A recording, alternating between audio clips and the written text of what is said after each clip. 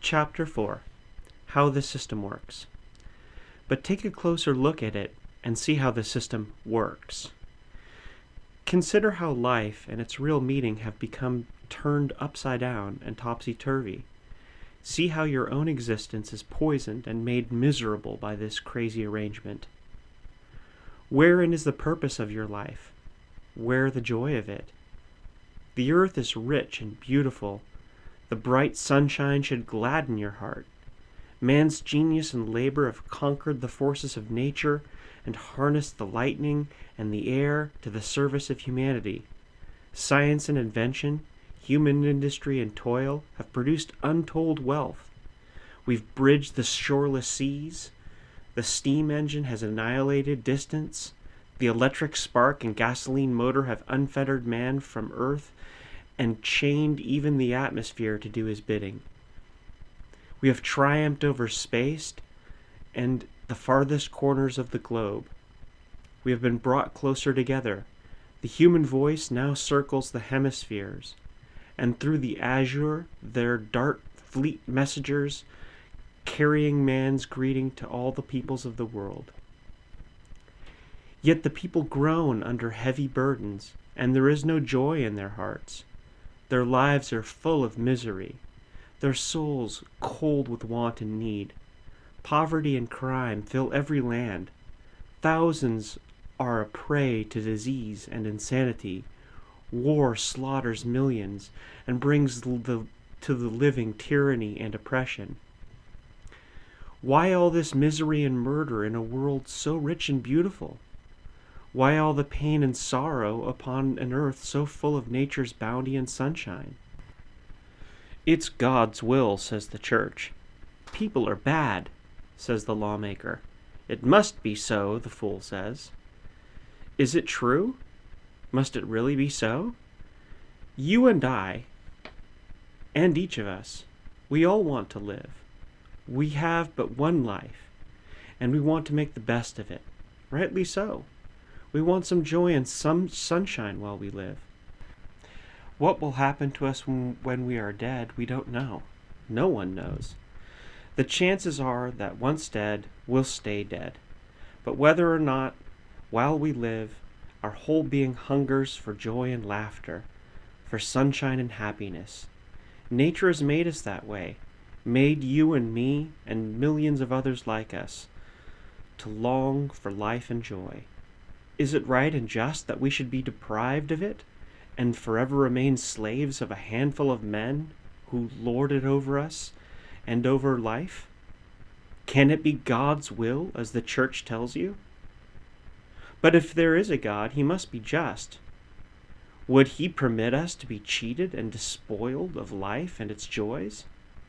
If there is a God, he must be our Father, and all men his children. Would a good father let some of his children go hungry and miserable, while others have so much they don't know what to do with it? Would he suffer thousands, even millions of his children to be killed and slaughtered just for the glory of some king or the profit of some capitalist? Would he sanction injustice, outrage, and murder? No, my friend, you cannot believe that of a good father, of a just God. If people tell you that God wants such things, they just lie to you. Maybe you say God is good, but it is the people who are bad, and that is why things are so wrong in the world. But if people are bad, who made them so? Surely you don't believe that God made people bad, because in that case, he himself would be responsible for it. Then it means that if people are bad, something else has made them so. That may well be. Let us look into it. Let us see how people are, what they are, and how they live. Let us see how you live. From your earliest childhood, it has been drilled into you that you must become successful, must make money. Money means comfort, security, power. It does not matter who you are. You are valued by what you are worth, by the size of your bank account. So you have been taught, and everyone else has been taught. Can you wonder that everyone's life has been a chase for money? for the dollar, and your whole existence has been turned into a struggle for possession, for wealth? The money hunger grows on what it feeds. The poor man struggles for a living, for a bit of comfort. The well-to-do man wants greater riches to give him security and protect him against the fear of tomorrow. And when he becomes a big banker, he must not relax his efforts. He must keep a sharp eye on his competitors, for fear of losing the race to some other man. So everyone is compelled to take part in the wild chase. The hunger for possession gets every stronger hold of man. It becomes the most important part of life. Every thought is on money. All the energies are bent on getting rich, and presently the thirst for wealth becomes a mania, a madness that possesses those who have and those who have not. Thus life has lost its sole true meaning of joy and beauty. Existence has become unreasoning, wild dance around the golden calf, a mad worship of the god Mammon. In that dance and in that worship, man has sacrificed his finer qualities of heart and soul, kindness and justice, honor and manhood, compassion and sympathy with his fellow man. Each for himself, and the devil take the hindmost. That must perforce become the principle and urge of most people under such conditions. Is it any wonder that in this mad money chase are developed the worst traits of man? Greed, envy, hatred, and the basest passions? Man grows corrupt and evil. He becomes mean and unjust. He resorts to deceit, theft, and murder. Look closer about you and see how many wrongs and crimes are perpetrated in your city, in your country, in the world at large, for money, for prosperity, for possession. See how full the world is of poverty and misery. See thousands falling prey to disease and insanity, to folly and outrage, to suicide and murder, all because of inhuman and brutalizing conditions we live under. Truly has the wise man said that money is the root of all evil. Wherever you look, you will see the corroding and degrading effect of money, of possession, of the mania to have and to hold. Everyone is wild to get, to grab by hook or crook, to accumulate as much as he can, so that he may enjoy today and secure himself for tomorrow. But can you therefore say that man is bad? Is he not compelled to take part in this money chase by the conditions of his existence, by the crazy system we live in? For you have no choice. You must get into the race or go under. Is it your fault, then, that life forces you to be and act like that? Is it the fault of your brother or your neighbor or of anyone? Is it not rather that we are all born into this mad scheme of things and that we have to fall in line? But is not the scheme itself wrong that makes us act like that? Think it over, and you will see that at heart you are not bad at all, but that the conditions often compel you to do things you know are wrong. You would rather not do them. When you can afford it, your urge is to be kind and helpful to others. But if you should follow your inclinations in this direction, you would neglect your own interests and would soon be in want yourself. So the conditions of existence suppress and stifle the instincts of kindness and humanity in us, and harden us to the need and misery of our fellow man. You will see this in every phase of existence, in all relations of men, all through our social life. Of course, if our interests were the same, there would be no need for anyone taking advantage of another. Because what would be good for Jack would also be good for Jim. To be sure, as human beings, as children of one humanity, we really do have the same interests. But as members of a foolish and criminal social arrangement, our present-day capitalist system, our interests are not at all the same. In fact, the interests of the different classes in society are opposed to each other. They are inimical and antagonistic, as I have pointed out in preceding chapters. That is why you see men taking advantage of other men when they can profit by it, when their interests dictate it. In business, in commerce, in the relations between employer and employee, everywhere you will find this principle at work. Everyone is trying to get ahead of their fellow. Competition becomes the soul of capitalistic life.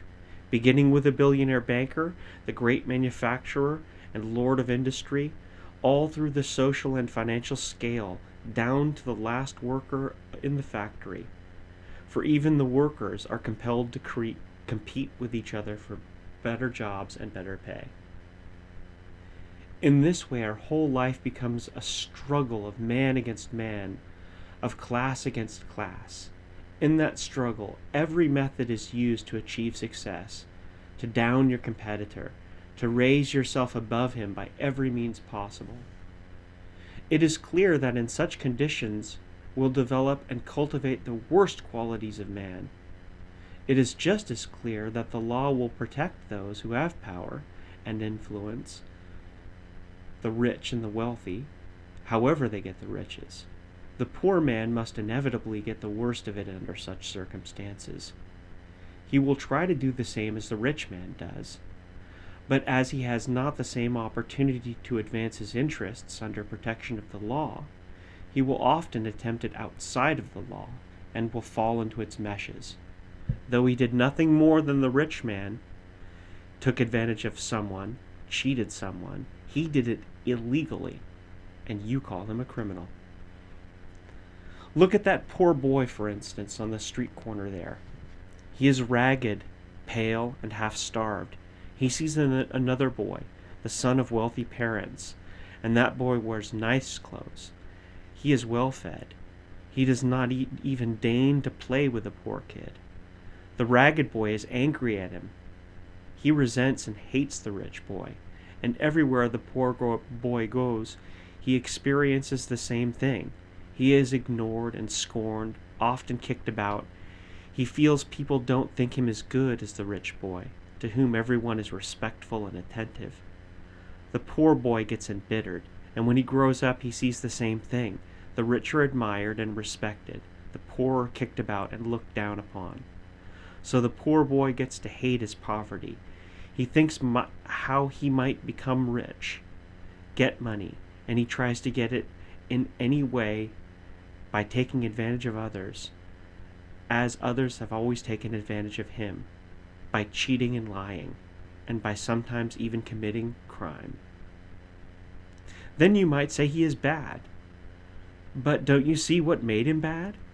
Don't you see the conditions of his whole life have made him what he is? And don't you see that the system which keeps such conditions is a greater criminal than the petty thief? The law will step in and punish him, but it is not the same law that permits those bad conditions to exist and uphold the system that makes criminals.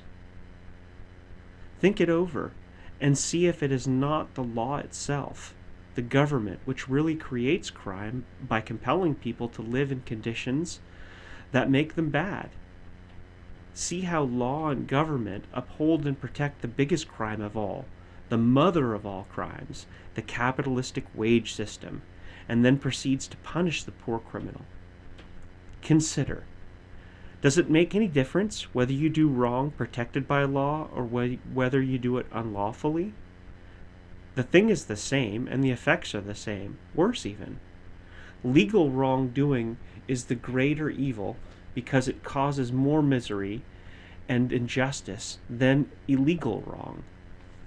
Lawful crime goes on all the time. It is not punishable, and it is made easy, while unlawful crime is not so frequent and is more limited in its scope and effect. Who causes more misery? The rich manufacturer reducing the wages of thousands of workers to swell his profits, or the jobless man stealing something to keep from starving? Who commits the greater wrong? The wife of the industrial magnate spending thousands of dollars on a silver collar for her lapdog, or the underpaid girl in the magnate's department store, unable to withstand the temptation of appropriating some trinket?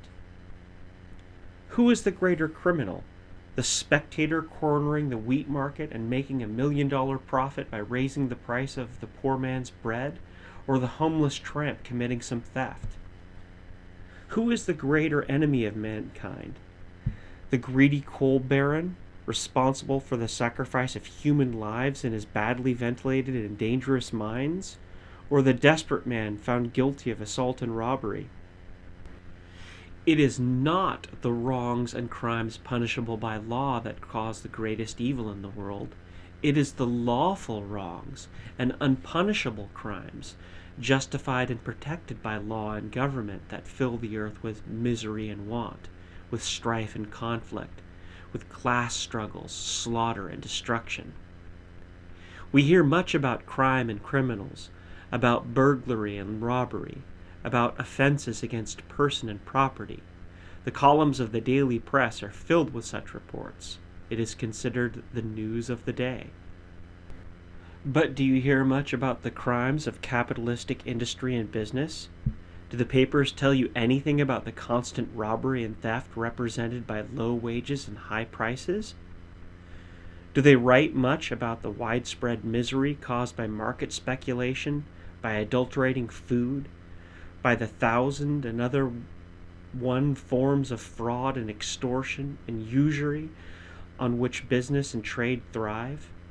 Do they tell you of the wrong and evils, of the poverty, of the broken hearts and blasted hearths, of disease and premature death, of the depression and suicide that follow in constant and regular procession in the wake of the capitalist system? Do they tell you of the woe and worry of the thousands thrown out of work, no one caring whether they live or die? Do they tell you about the starvation wages paid to women and girls in our industries, pittances that directly compel many of them to prostitute their bodies to help eke out a living? Do they tell you of the army of unemployed that capitalism holds ready to take bread from your mouth when you go on strike for better pay? Do they tell you that unemployment, with all its heartache, suffering, and misery, is due directly to the system of capitalism? Do they tell you how the wage slave's toil and sweat are coined into profits for the capitalist? How the worker's health, his mind, his body are sacrificed into the greed of the lords of industry? How labor and lives are wasted in stupid capitalist competition and planless production? Indeed, they tell you a lot about crimes and criminals, about the badness and evil of man, especially of the lower classes, of the workers. But they don't tell you that the capitalist conditions produce most of our evils and crime, and that capitalism itself is the greatest crime of all. It devours more lives in a single day than all the murderers put together.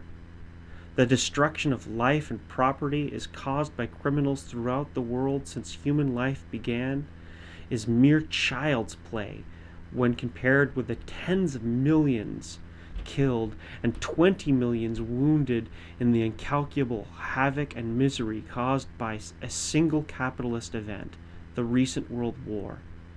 That stupendous Holocaust was the legitimate child of capitalism, as all wars of conquest and gain are the result of the conflicting financial and commercial interests of the international bourgeoisie.